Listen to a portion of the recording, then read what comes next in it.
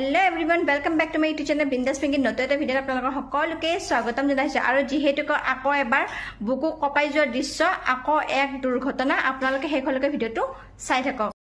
তো এই আপোনালোকে দৃশ্যটো চাওক এটা ভয়ংকৰ দৃশ্য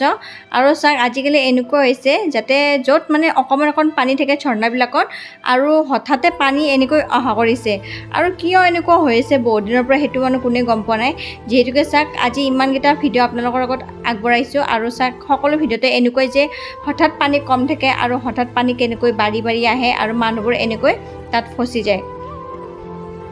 হেকেনে পাৰাক পছাই মাজত যোৱাৰ চেষ্টা নকৰিব যিমানে ধুনিয়া জায়গা নহওক যিমানে ধুনিয়া নিজৰা নহওক যিয়ে নহওক মানে মাজত কেতিয়াও যাব নালাগে মাজত মানে আমি সেলফি লবলৈ যাওতে আমাৰ এনেকুৱা পৰিস্থিতি হ'ব পাৰে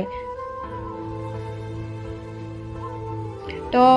পানীৰ ইমানে ফৰ আৰু সকলোৱে মানে বচাম বুলি বচাব পৰা নাই এই স্পিডটো কিমান পানীৰ বহুত স্পিড আছে বহুত স্পিড আৰু কিমান জোৰত আহিছে পানীবোৰ আৰু আপোনালোকে চাব আপোনালোকৰ চকুৰ সমুখতে পানীবোৰ কিমান মানে স্পিডত আহিব আৰু একদম বগা হৈ যাব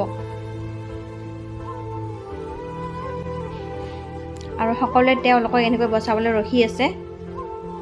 কিন্তু পানীৰ ফৰ আৰু পানীৰ স্পিডৰ কাৰণে কোনো বচাব যাব পৰা নাই সমুখত এই চাওক আপোনালোকৰ ওচৰতে কেনেকৈ পানীবোৰ কিমান স্পিড আহি আছে এনেকুৱা লাগিছে যিবোৰ মেঘ যেনেকৈ দেখি ন তেনেকৈ মেঘৰ নিচিনাকৈ দেখা পোৱা যেন লাগিছে তো এনেকৈ তেওঁলোকে ফুৰিবলৈ আহিছিল আৰু ফুৰিবলৈ আহোতে এনেকৈ ঝৰ্ণাত ফসি গল আৰু এসা সকলোৱে মানে যেনেকৈ পাৰিছে হেনেকৈ তেওঁলোকক সহায় কৰিবলৈ চেষ্টা কৰিছে আৰু তেনেকৈ এওঁলোকো এনেকৈ ফসি গল নিজৰৰ মাজত যেহেতুকে সকলোৰে মন যায় যেতিয়া পানী কম থাকে তেতিয়া এটা মন যায় যে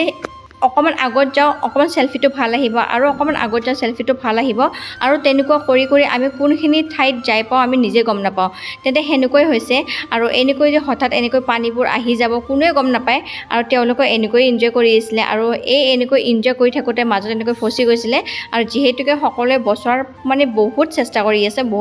আছে আপোনালোকে চাওক ভিডিওটোত